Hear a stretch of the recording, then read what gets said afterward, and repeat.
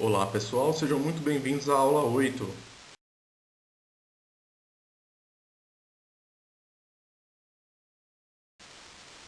Nesta aula falaremos basicamente a respeito do modelo atômico de Dalton e, para isso, falaremos um pouquinho da Revolução Científica, do Iluminismo, sobre Anthony Laurent Lavoisier e sobre a Lei de Lavoisier.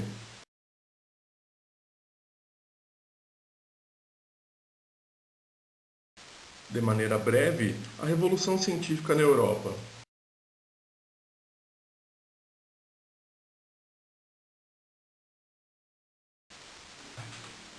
Na aula passada, nós falamos um pouquinho da importância dos filósofos gregos e da filosofia grega para a proposição dos modelos atômicos e também para o estudo das teorias da matéria. Nesta aula, nós daremos um salto no tempo e iniciaremos nossas discussões no século XVII. O século XVII ainda era muito permeado pelas tradições envolvendo a magia. Todos vocês já leram algum livro ou já viram algum filme em que, na Idade Média, magos se faziam presentes. E essa tradição da magia percorreu a sociedade ou permeou a sociedade até o século XVII, principalmente a sociedade europeia. Esses conceitos da magia se faziam presentes ainda no século XVII nas classes populares, porém estavam em declínio nas classes mais ricas. Isso principalmente devido à Revolução Científica, que decorre das publicações de Copérnico, de Galileu e Kepler.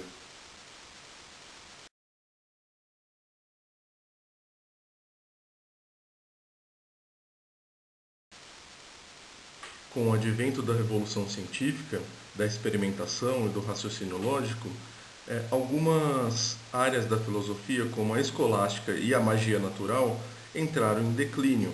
Né? Ambas, de certa forma, ainda relacionavam as teorias do mundo físico com algo espiritual, no caso da primeira, ou com a magia, no caso da segunda. Então, a Revolução Científica, de certa forma, rompeu mais uma vez o vínculo entre os conhecimentos científicos e os conhecimentos de origem mais abstrata, né? Ou de origem na magia ou de origem na divindade. Com isso, havia convicção de que o universo poderia ser explicado por meio de todas as leis naturais e não como uma consequência de ação da ação divina, por exemplo.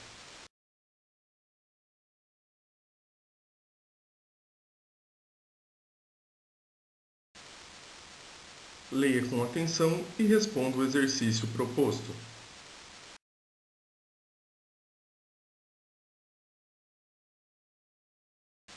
De maneira breve, falaremos sobre o Iluminismo.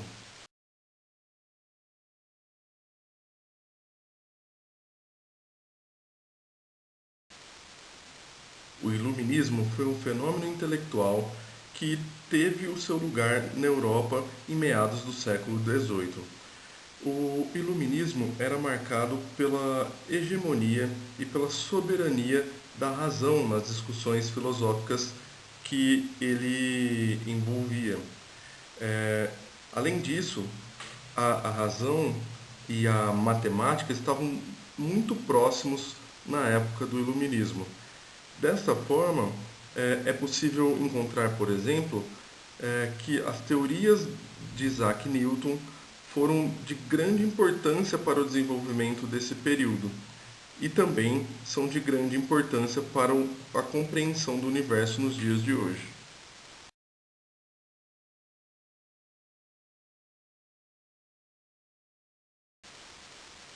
Leia o exercício proposto. Você se lembra da primeira lei de Newton?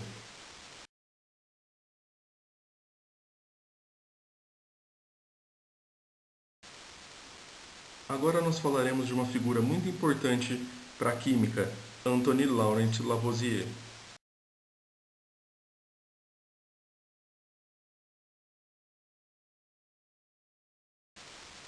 Como vocês devem ter percebido pela origem de seu nome, Anthony Lavoisier era um francês de família muito rica e ele foi fundamental para o desenvolvimento das ciências químicas, principalmente para a história da química por si só. Em muitos livros, ele é considerado como o pai da química moderna, ou seja, a química como ciência pode ser considerada que nasceu com os trabalhos de Lavoisier.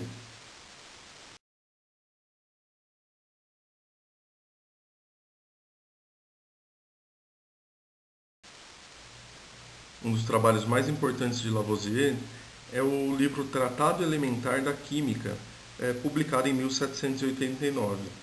Este livro é considerado um dos primeiros livros texto da química em si. Ou seja, o livro-texto que você usa para estudar no ensino médio tem como tataravô o Tratado Elementar da Química de Lavoisier. E ele é considerado um livro-texto de química por trazer o uso sistemático de instrumentos de precisão e metodologias bastante rigorosas em experimentos científicos.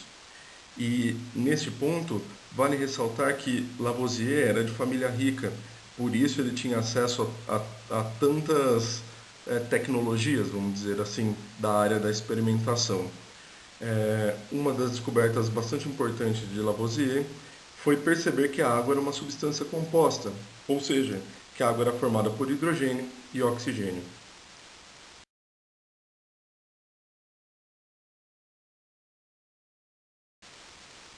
Leia com atenção e responda o exercício proposto.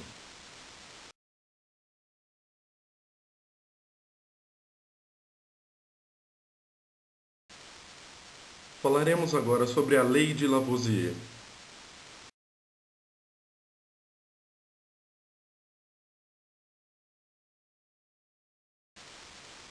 De maneira descritiva, a Lei de Lavoisier diz que a massa final de um recipiente fechado, após ocorrer dentro dele uma reação química, é sempre igual à massa inicial. Isso quer dizer que, se você aprisionar uma certa quantidade de substância num recipiente completamente fechado, ou seja, que não deixa com que substâncias saiam nem entrem neste recipiente, a massa de substância que foi inserida no início nesse recipiente fechado vai permanecer a mesma durante todo o tempo.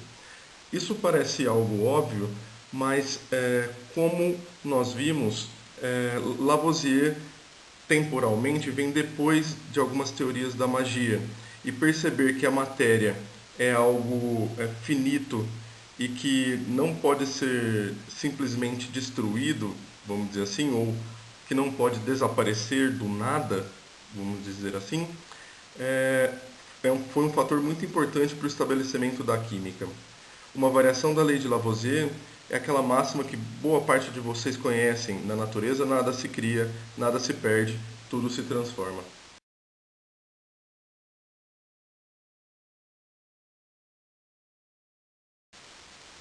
Aqui eu trago um exemplo do que foi dito no slide anterior. Nós temos aqui um frasco com conserva e com vários alimentos na parte interna.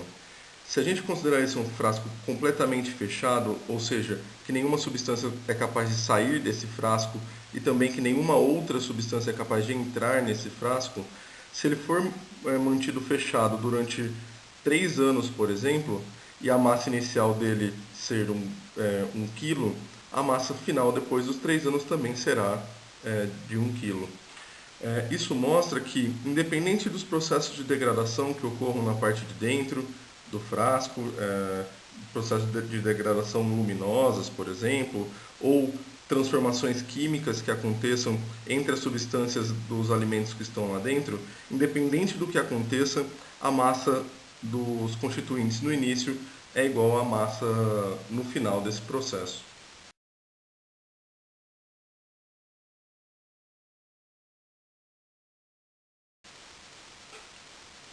Aqui nós temos um último exemplo em que 18 gramas de água é colocado para ser decomposta dentro de um recipiente fechado.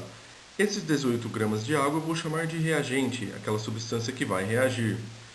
Se eu colocar 18 gramas de água dentro de um recipiente fechado e passar por ela a corrente elétrica, eu consigo degradá-la, se a voltagem for a voltagem correta, e transformá-la em hidrogênio e oxigênio.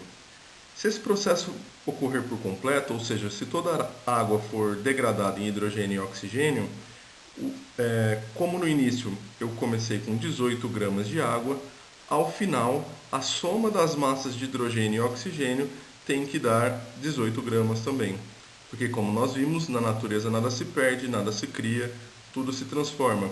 Então, não é possível que massa seja criada nem massa seja destruída nesse processo.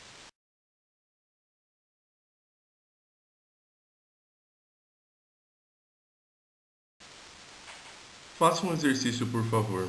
Esse exercício envolve um pouquinho de raciocínio lógico e matemática.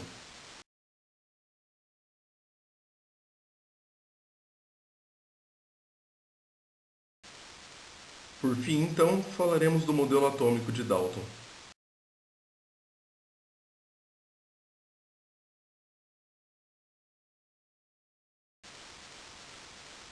John Dalton nasceu em 6 de setembro de 1766 na Inglaterra e durante sua carreira, principalmente no início, ele identificou a natureza hereditária da Red and Green Color Blindness, ou seja, do que a gente conhece hoje como daltonismo.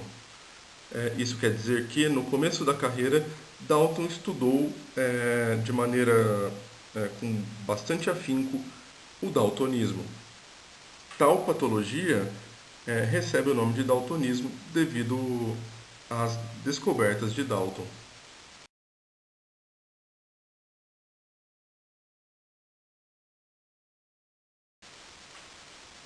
John Dalton teve acesso aos estudos de Lavoisier e foi muito influenciado por eles. E ele foi o primeiro cientista a explicar o comportamento dos átomos em termos de medidas de seu peso.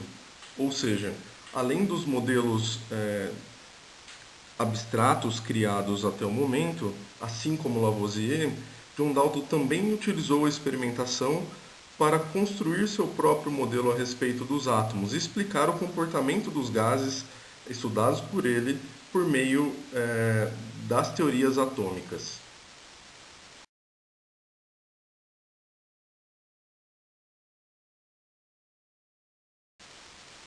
Aqui apenas uma curiosidade de como nós sabemos hoje que Dalton também sofria de daltonismo. Em 1995, foi realizado um estudo com partes dos olhos de Dalton que foram preservados pela sua família. Esses estudos mostraram que realmente Dalton era daltônico.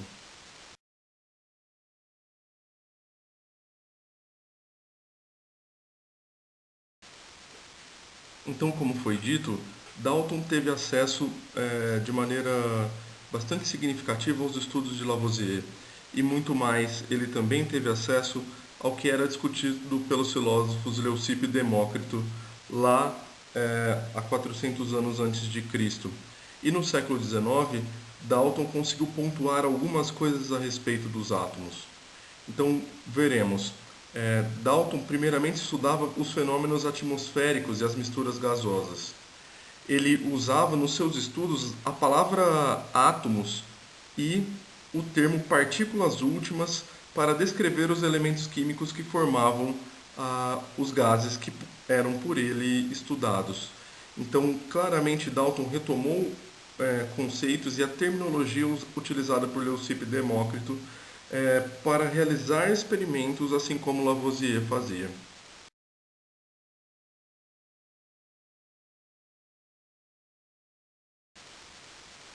Um aspecto importante ainda trazido no slide anterior é que, ao utilizar o termo partículas últimas, Dalton também atribuía aos átomos o fato deles serem indivisíveis, ou seja, para Dalton não dava para dividir um átomo. O fato de não dar para dividir um átomo explica um pouco a lei de Lavoisier, porque dentro de um recipiente fechado a massa permanece constante e isso pode significar, como percebeu Dalton, que os elementos químicos que lá estão não podem ser divididos e que, por não poderem ser divididos, eles permanecem constantes lá dentro, né? Mantendo a massa do recipiente fechado como um todo.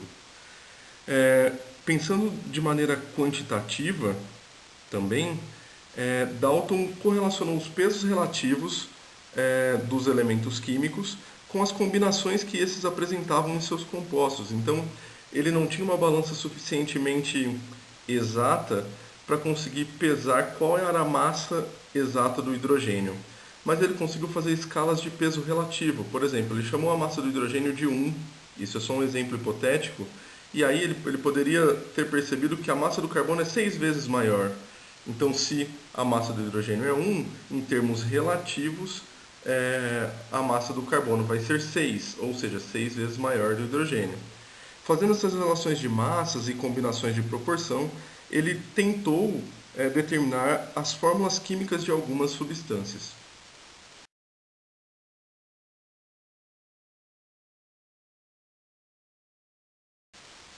Outro aspecto importante tratado por Dalton está relacionado com o período histórico em que ele viveu. Se trata de perceber que elementos químicos iguais têm pesos e formas iguais, independente de onde eles estão. Por exemplo, o oxigênio, que faz parte da água, é o mesmo oxigênio que faz parte do gás oxigênio, mesmo tamanho, mesmo peso e mesma forma. Da mesma, na mesma linha de raciocínio, qualquer molécula de água ou qualquer partícula, né, porque Dalton ainda não utilizava o termo molécula, qualquer partícula de água seria igual a qualquer outra partícula de água, não tendo diferenciação entre elas.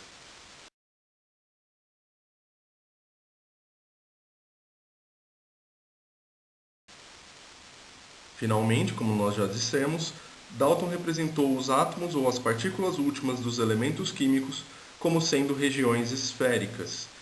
Então, mentalmente, como seria o modelo atômico proposto por Dalton?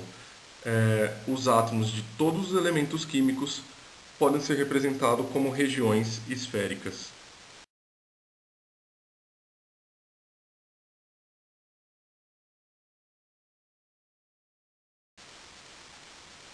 Dessa forma, considerando que o modelo atômico de Dalton para os elementos químicos são regiões esféricas, ele representou os símbolos dos elementos químicos por circunferências, com símbolos dentro. Então, por exemplo, o hidrogênio era um círculo com um pontinho dentro. O nitrogênio era representado com um círculo e um traço na vertical cortando esse círculo ao meio. O carbono era representado como um círculo todo rachurado, todo pintadinho do lado de dentro. Dalton não fazia diferenciação entre átomo ou molécula. Ou seja, a molécula da água, como está aqui, para Dalton era um átomo binário. E perceba só, Dalton em seus cálculos cometeu um erro. Ele considera na molécula da água apenas um hidrogênio e um oxigênio.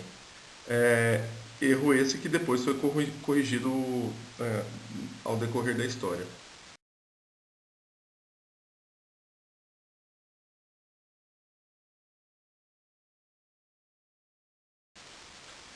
Nos dias atuais, notações mais modernas e menos complexas podem ser encontradas para o modelo de Dalton.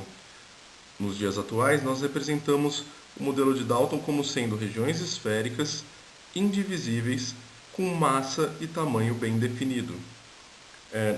Neste contexto, é possível ver aqui ao lado direito o átomo de ferro sendo representado pelo modelo de Dalton, uma esfera indivisível com tamanho e massa bem definidos.